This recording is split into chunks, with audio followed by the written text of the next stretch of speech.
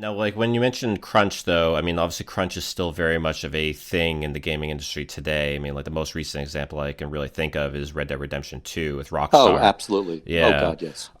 So I guess like from your experience, like dealing with crunch even from way back in like in the early 80s and all that, how would you mitigate that? Like, is there like a way that the gaming industry can like maybe like, quote unquote fix that, or like something that can make it easier, I guess, for the people who actually make the games that we all enjoy?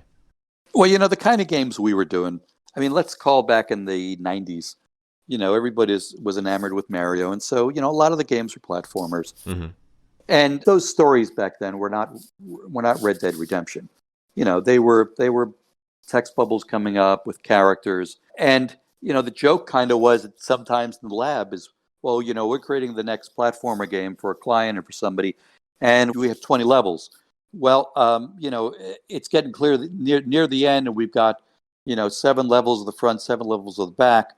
If we cut out some of those levels in the middle, nobody's going to know they were supposed to be there in the first point, Right. in the first place. So, and that's what we would do back then. I also think during the creative process, the producer and the designer tries to throw in as much as they can. They want it to be as cool as they can. They want it to be wow to the consumer. And when we were designing games, we weren't designing them just for the consumer. We were designing them for other designers. We wanted guys to walk up to the Atari and sit there and say, "Well, that's really cool. How the hell did you do that?" And so I think people will try to put in as much as they can, and they will crunch to do that. And some of the reality is, it's hard to finish a game. At the end, there are thousands of little of there's a list of thousands of little things you got to fix. Especially nowadays too. Especially nowadays. Good God, with all the thousands of assets and the hundreds of people working on it. And it just at the end, it becomes very difficult to manage that and get it cleaned up to a point where it's bug free for manufacturing. Yeah, just ask Bethesda in that case. Yeah. Just yes, that's right. And fortunately, now you have games that you can rev. Back in our days, we were you're making a ROM, particularly for the 8-bit Nintendo. When we were doing a game like Boy and His Blob, Dave lived in California. He moved to New Jersey for 4 months to write the game. We got a house for him rented down the street, and we worked with him around the clock for 4 months. Dave did most of the work on Boy and His Blob. Gary created the Blobolonia world. I did support coding, and Nintendo had a hard fixed date on getting those products out for Christmas. Mm. So they would say, "Okay, you must deliver ROMs to us in Seattle, Washington, on August 15th by 5 p.m. Pacific time.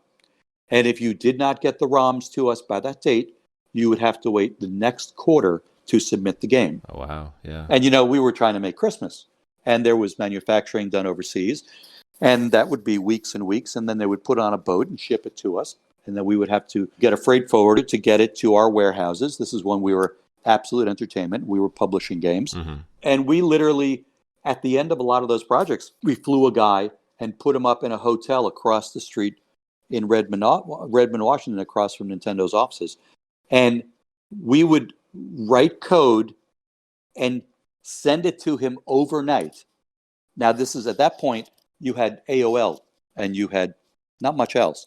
So we would traditionally use AOL because they had a good checksum package when you could send code. If it had an error, it wouldn't stop and begin the transmission again.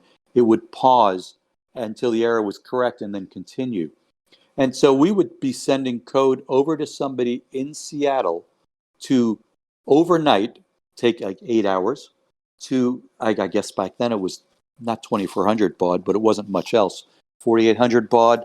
And they would be burning EPROMs to test the game. And we had them over there for about 2 weeks. Oh wow. And we would be making edits and at night moving the code over to them. And they would play the game. We had testers here playing the game.